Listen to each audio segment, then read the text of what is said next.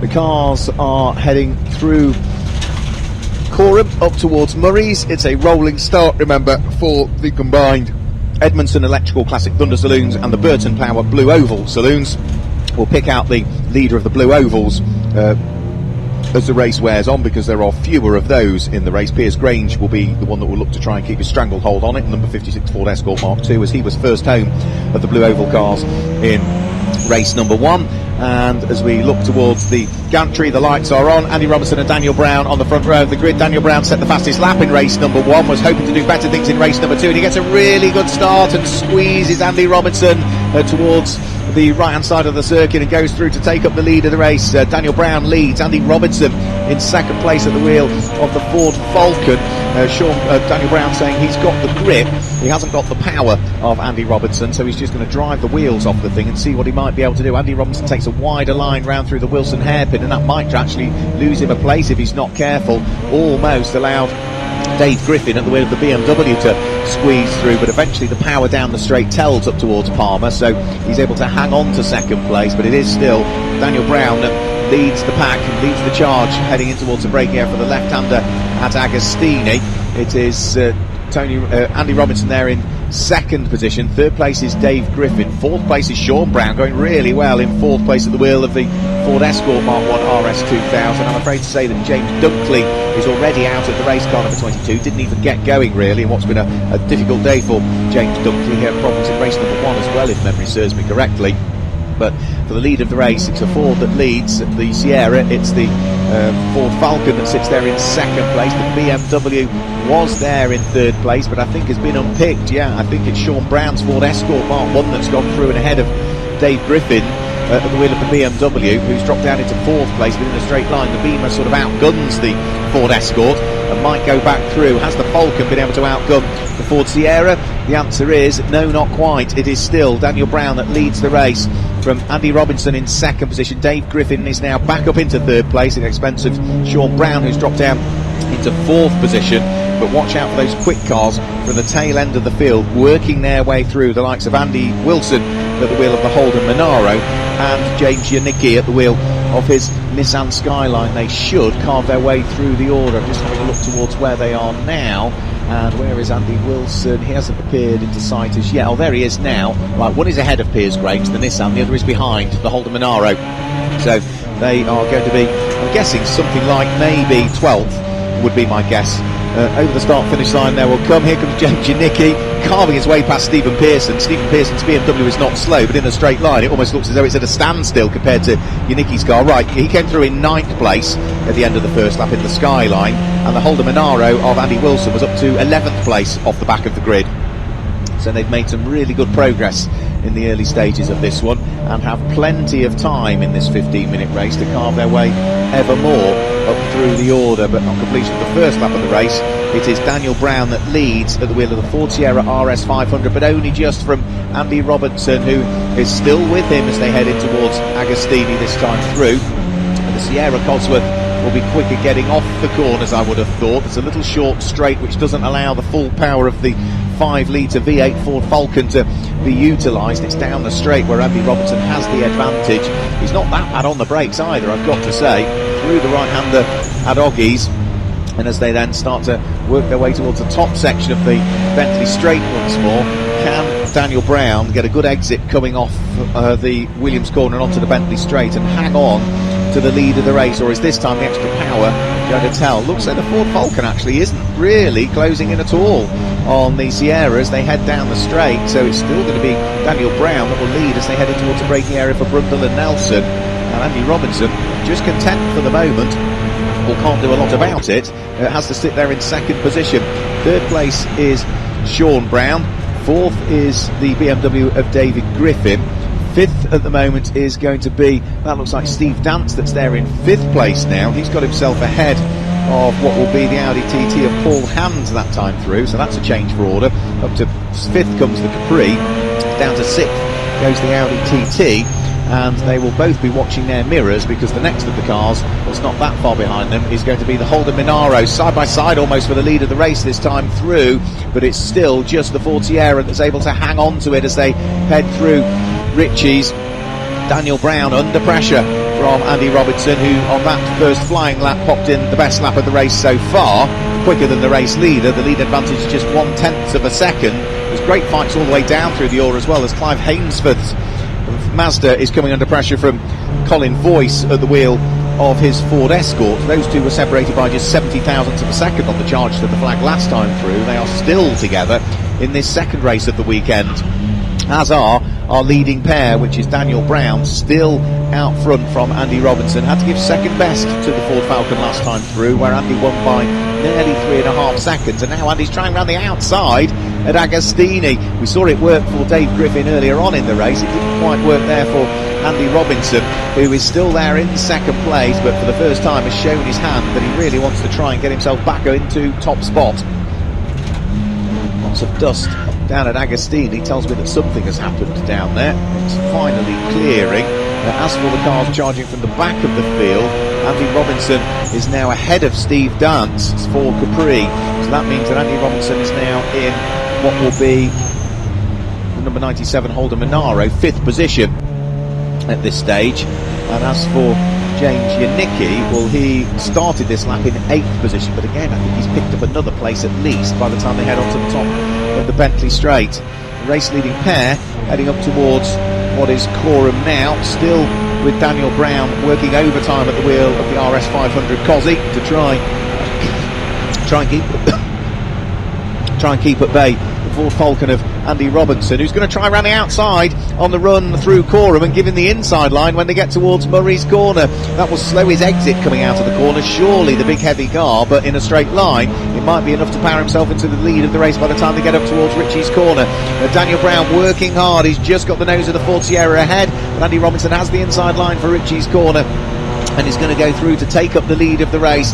Very brave driving that from him, all the way around the outside at Coram to get the inside line for Murray's in a car that you really wouldn't think would be able to do that, but great driving, good respect from both as well, because they gave each other just about enough room. So Andy Robinson leads. Daniel Brown bizarrely lost the lead of the race but set the fastest lap of the race with a 2 minute 5.493. You worked that one out. Down the straight and in towards Agostini's they'll go. Sean Brown still in 3rd place, coming over the start finish line at the wheel of the Ford Escort Mark 1. David Griffin was still in 4th position, which they are, but behind them now is the car off the back of the grid. Andy Wilson, not sure what the problems were with his Holden Monaro in race number 1, but it's been a good drive from him. However, the other quick car off the back of the grid, I'm afraid it's a double retirement as James Janicki brings the Nissan Skyline R32 back into the paddock area, and that is 2 retirements out of 2, I'm afraid, for him over the course of today. We haven't mentioned what's going on in the Blue Oval Saloons at the moment. That's because the battle at the front has been so good. Not all of the Fords, of course, are entered for the Burton Power Blue Oval Saloons, only some of them. Some of them sit there in Classic Thunder. So it is number 56, once more, the Ford Escort Mark II of Piers Grange, that is the leading car that is entered for the Blue Oval Saloon Series. Second in the Blue Oval Saloon Series is the Ford Escort Mark I of Martin Reynolds, number 27, and third in the Blue Oval Saloons is going to be the only other car that I think is still circulating. No, 2 more cars circulating in the Blue Oval Saloons. The next of them, which is third in the Blue Oval Saloons, is Colin Claxton's light green Ford Escort.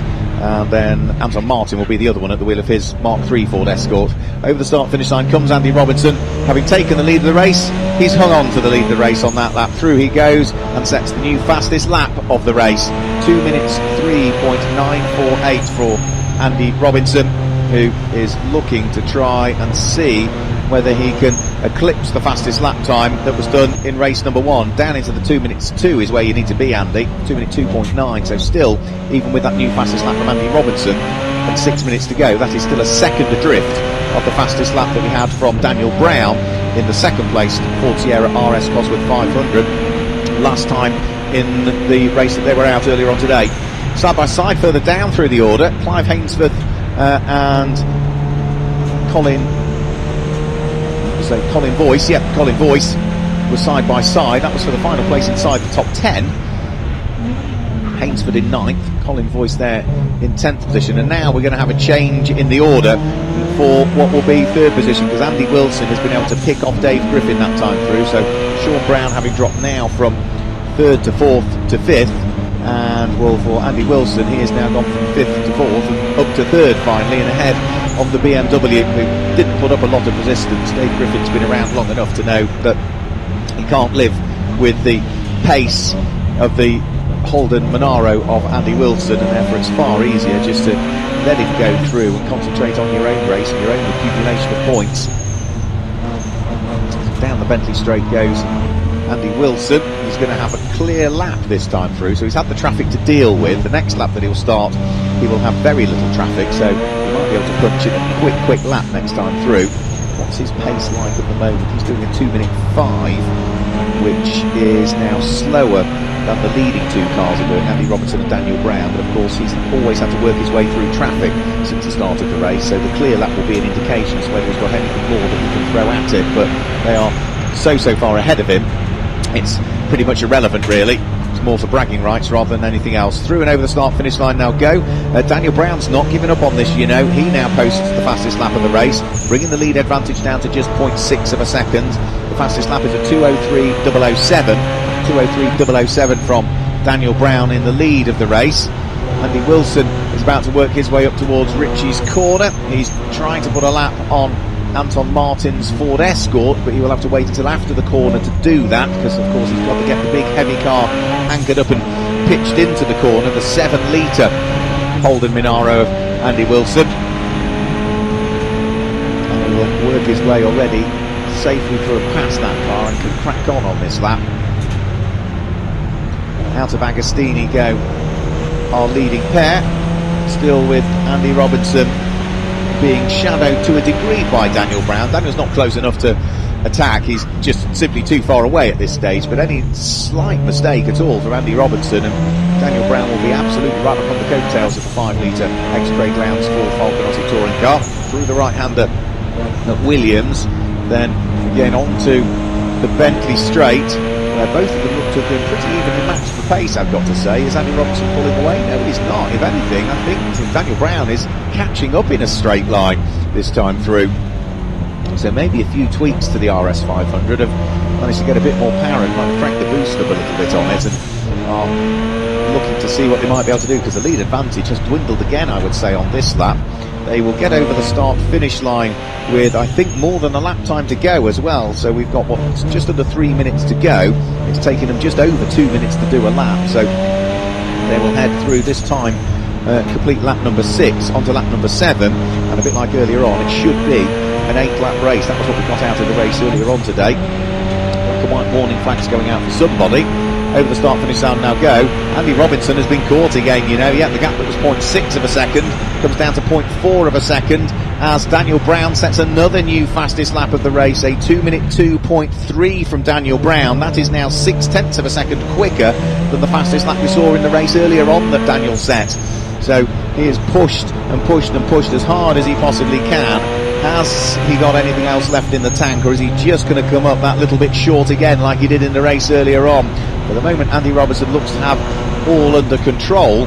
As we say, any small slip-up at all, and well, that is going to be it, because he really has got very little advantage as Andy Robertson, as they turn their way for the penultimate time through the left-hander at Agostini. We've still got Andy Wilson, number 97, sitting there in 3rd place, 34 Dave Griffin in 4th place, 5th place is number 35, which is Sean Brown, and completing the top 6 is the Ford Capri number 16 of Steve Dance. 7th place is the Audi TT, that's number 69 of Paul Hand. 8th place is 53 Stephen Pearson, but he was right behind Paul Hand in the Audi TT as they came over the start finish line. 9th place is the Mazda 521 rather, which is going to be Clive Hainsford.